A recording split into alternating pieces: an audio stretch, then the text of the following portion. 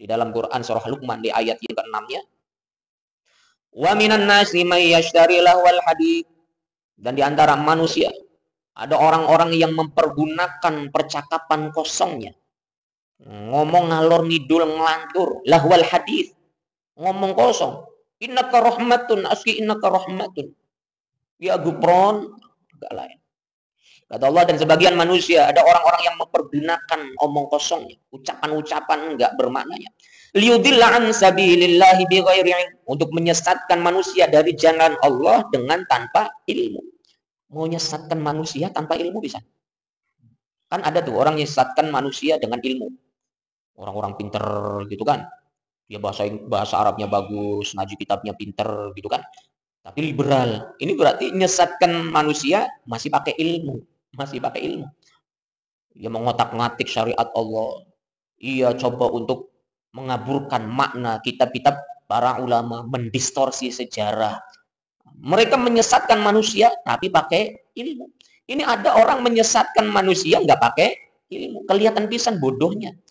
Ngomong gaya pakai bahasa Arab. Ketika ditanya bukan bahasa Arab, itu bahasa Suryani. Agak lain. Bahasa Suryani, Suryanto, Surya apa maning? Ini aneh, aneh, aneh. Ada tuh yang seperti itu. Makanya Allah mengingatkan. Sebagian manusia ada yang mempergunakan percakapan kosongnya untuk menyesatkan manusia dari jalan Allah dengan tanpa ilmu. Kelihatan pisan bodohnya. Tapi banyak saja orang-orang yang mengikuti. Banyak juga followersnya. Followersnya itu nggak pakai otak, nggak pakai akal. Jadi kalau kalian ikut-ikutan yang semacam itu berarti kalian nggak pakai otak, nggak pakai akal. Oh, tapi dia wali apa? Wali beli jelas. Wali nggak ada kayak gitu. Wali itu ucapannya lurus. Ucapannya sesuai dengan syariat, sesuai dengan Al-Quran, sesuai dengan sunnah-sunnah Rasulullah Muhammad Shallallahu Alaihi Wasallam. Itu wali. Bahkan orang-orang semacam innaka rahmatun yang ngomong seperti itu. Andai saja dia hidup di zaman Wali Songo, pasti nasibnya sama seperti Syekh Siti Jenar. Syekh Siti Jenar, dia itu seorang ulama sufi, tasawuf. Tapi dia karena berlebihannya sehingga menyampaikan kalimat-kalimat yang dinilai oleh para wali itu sesat. Hingga ia mempunyai pemahaman ketika ditanya kamu siapa? Saya Allah. Yang lagi makan ini siapa? Allah. Yang lagi jalan ini siapa? Allah. Manunggaling kaula gusti. Wahdatul wujud. Pikirlah dunia wali pada saat itu. Bermusyawarahlah para wali. Pada Sunan Kalijaga, Sunan Gunung Jati, Sunan Muria, semua wali Songo kumpul. Memusyawarahkan tentang fenomena Syekh Siti Jenar. Akhirnya disimpulkanlah oleh para wali, berarti ini orang mengajarkan kesesatan. Ini bahaya. Kalau sesatnya buat diri sendiri nggak masalah. Tapi masalahnya ini sesatnya diikuti oleh banyak orang, banyak pengikutnya. Maka langkah yang pertama yang dilakukan oleh para wali pada saat itu memanggil Syekh Siti Jenar untuk tabayun, klarifikasi. Selain klarifikasi juga diminta taubat, udah taubat. Mau dakwah yang benar, sampaikan yang hak, jangan ngalor ngidul ngelantur, nggak karu-karuan.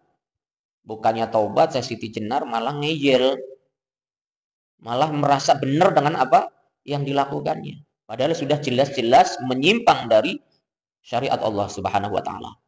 Memang orang kalau misalnya sudah terpengaruh dengan bisikan setan, biasanya nggak sadar bahwa itu salah yang dilakukan. Surat Fatir ayat 8 menjelaskan afara'aita man ittakhadha ilahahu afaman zuyyina lahu su'u amalihi fara'ahu hasanah. Orang kalau misalnya sudah terpengaruh sama bisikan setan, perbuatan buruk yang dilakukan fara'ahu hasanah, maka ia melihatnya sebagai sesuatu yang baik. Tapi kan ini kan baik. Ini kan maksudnya begini, maksudnya begini, maksudnya begini. Itu orang kalau sudah terkena bujuk rayu setan. Menganggap perbuatan menyimpangnya sebagai sesuatu kebaikan. Jika Syekh Siti Jenar nggak mau tobat, padahal sudah dinasihatin oleh Wali Songo, akhirnya apa yang dilakukan oleh para wali pada saat itu? Diputuskanlah hukuman mati bagi Syekh Siti Jenar. Walaupun ada yang menyangkal, oh nggak dihukum mati, enggak, itu salah. Tapi yang masyhur, yang mutawatir, khabarnya adalah Syekh Siti Jenar dihukum mati. Berarti hukum apa kira-kira dulu yang diterapkan oleh Wali Songo? Hukum Islam atau bukan? Hukum Islam atau bukan? Hukum Islam. Dihukum mati Syekh Siti Jenar. Tapi sampai sekarang para pengikutnya ya masih ngebela.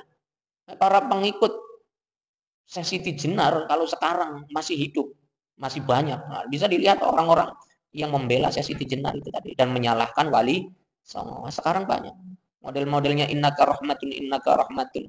Aski innaka rahmatun. Ya Gupron, orang-orang semacam ini kalau hidup di zaman Wali Songo pasti dihukum mati sama Wali Songo.